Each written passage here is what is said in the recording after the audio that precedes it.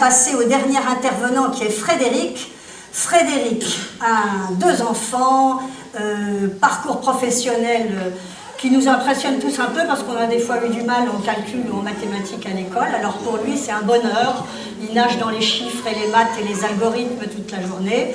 C'est donc un chercheur, un inventeur, un formateur, mais très concret. Vous allez voir dans sa proposition, c'est quelqu'un qui se met vraiment au service de la population et des Dinardais.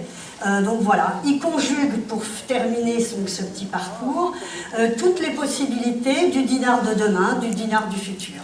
À toi Frédéric. Merci Martina. Alors si effectivement je suis un passionné de technologie, je n'apprécie pas beaucoup les gadgets inutiles qui gaspillent des ressources naturelles. Les pédants vous parleront de blockchain, de smart cities, d'IA, de cluster, voire de startup nation.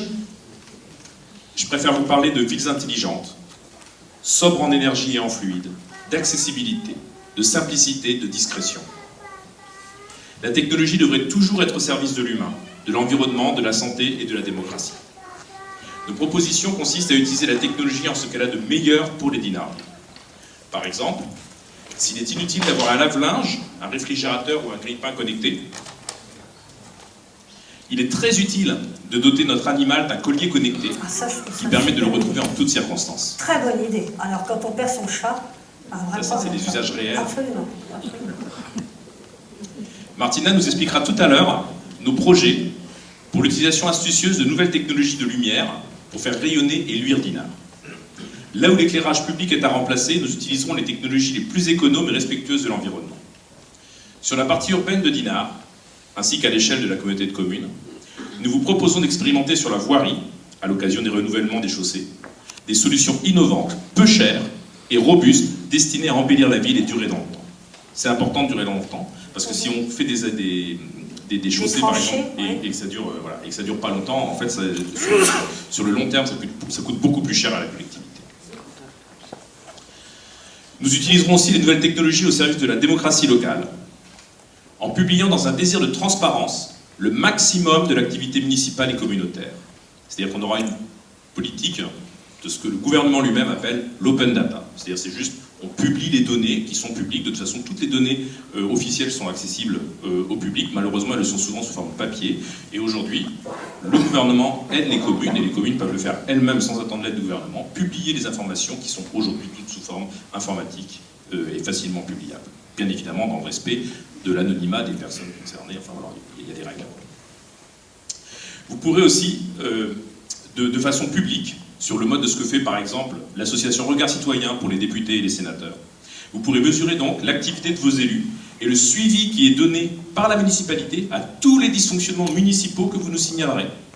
Ce type d'outils ou d'organisation, ça n'est pas réservé qu'aux grandes villes comme Nantes ou Rennes. On peut tout à fait mettre ça en place exactement avec les mêmes outils informatiques à Dinard. Nous publierons par exemple l'indice de mixité et le rapport sur l'égalité salariale hommes-femmes pour les employés municipaux. Ah, très bonne idée. Nous nous attacherons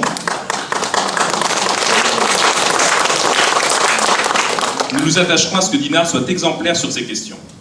Nous protégerons aussi le personnel municipal sur toutes les questions de harcèlement, qu'il soit moral ou sexuel dans le cadre de leur travail.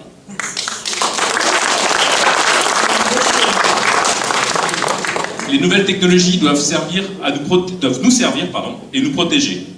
Par exemple, la prévention des chutes, le maintien du lien avec la famille grâce à la vidéo. Elles ne doivent pas porter atteinte à notre santé.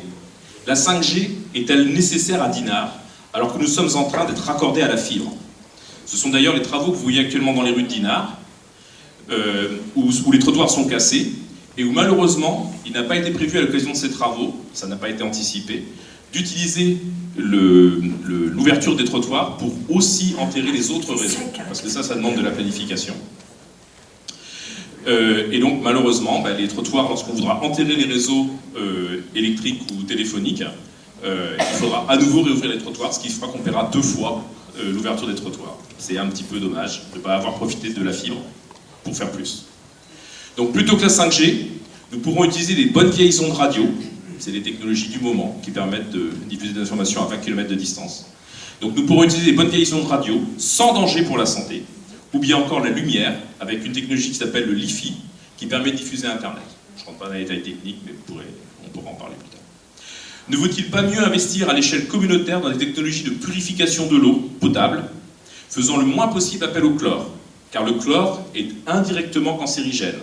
C'est quand il est au contact de la matière organique qu'il devient cancérigène. Il en était question dans la presse cette semaine.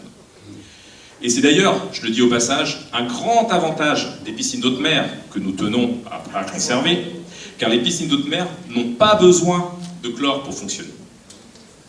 Donc c'est...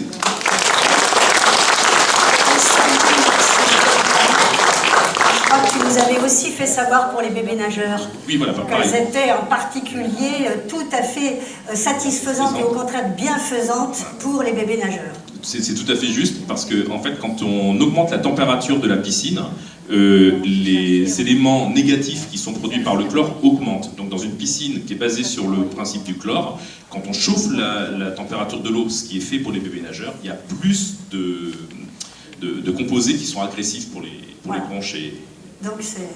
Donc en fait, une piscine d'eau de mer, ça devrait être quelque chose d'attirant pour tous les enfants de la communauté de communes qui devraient tous vouloir venir ici, mais comme on le fait naturellement à la plage. Enfin, c'est juste le faire toute l'année. Il est naturel de venir apprendre à nager dans une piscine d'eau de mer. Pour finir, puisque nous voulons des expérimentations collectives, nous annonçons que pour réduire les inégalités numériques à Dinard et favoriser la création d'entreprises individuelles, nous permettrons un accès gratuit au haut débit pour tous les foyers de titulaires de la carte Enora qui le demanderont. Voilà. Si l'expérience est couronnée de succès, nous pourrons l'étendre à toute la communauté de communes si l'idée... Enfin, excusez-moi, j'ai mal dit la phrase. Nous pourrons étendre nos privilèges voilà, à toute la communauté de communes si l'idée est justement appréciée par le voisin. Donc gratuité.